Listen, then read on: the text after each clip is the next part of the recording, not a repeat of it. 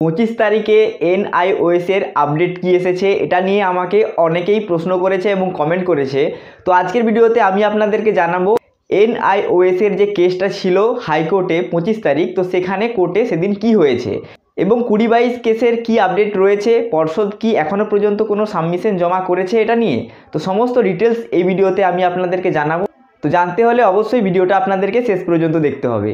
তো বন্ধুরা, ভিডিওটি শুরু করার আগে আপনাদের কাছে একটি ছোট্ট রিকোয়েস্ট, এখনও পর্যন্ত যদি আপনারা চ্যানেলটা সাবস্ক্রাইব না করে থাকেন তবে অবশ্যই চ্যানেলটা সাবস্ক্রাইব করে পাশে থাকা বেল আইকনটিতে প্রেস করে দেবেন এবং যারা যারা সাবস্ক্রাইব করে রেখেছেন তাদেরকে অসংখ্য অসংখ্য ধন্যবাদ।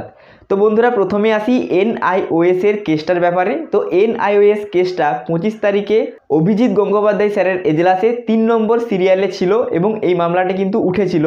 কিন্তু এই মামলাটা সেদিন শোনা হলেও এই মামলার কিন্তু ফাইনাল ফলাফল অর্থাৎ এই মামলার রায় কিন্তু বের হয়নি। এই মামলার নেক্সট ডেট দেওয়া হয়েছে, সেটা হচ্ছে 2রা ফেব্রুয়ারি। 2 তারিখ পর্যন্ত আমাদেরকে ওয়েট করতে হবে এই মামলার রায়টা জানার জন্য। তো ওই দিন অর্থাৎ 25 তারিখ কিন্তু এই মামলার রায় হয়নি। আপনারা নিশ্চিত থাকুন এই মামলার রায় কিন্তু 2 তারিখ অর্থাৎ 2 ফেব্রুয়ারি আসতে চলেছে। এরপর আসি 2022 কেসের ব্যাপারে। তো 2022 কেসের জন্য পর্ষদ কি কোনো সাবমিশন জমা করেছে?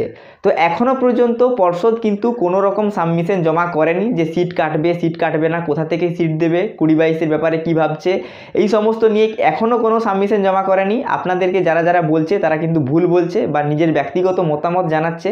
পর্ষদ যখন সাবমিশন জমা দেবে আমি কিন্তু আপনাদেরকে ভিডিও আকারে জানাবো যে কি সাবমিশন জমা দিয়েছে বা কি হয়েছে, কি ব্যাপার। তো জানার জন্য অবশ্যই চ্যানেলটা আপনারা সাবস্ক্রাইব করে দেবেন। তো এখনও পর্ষদ কিছু করেনি, পর্ষদ কিছু সাবমিশন দেয়নি, এটাই হচ্ছে আপডেট। তো বন্ধুরা, 29 তারিখ কিন্তু কেসটা লিস্টেড হয়ে গেছে। তো দেখা যাক 29 তারিখ এই 2022 কেসটা কি হয়।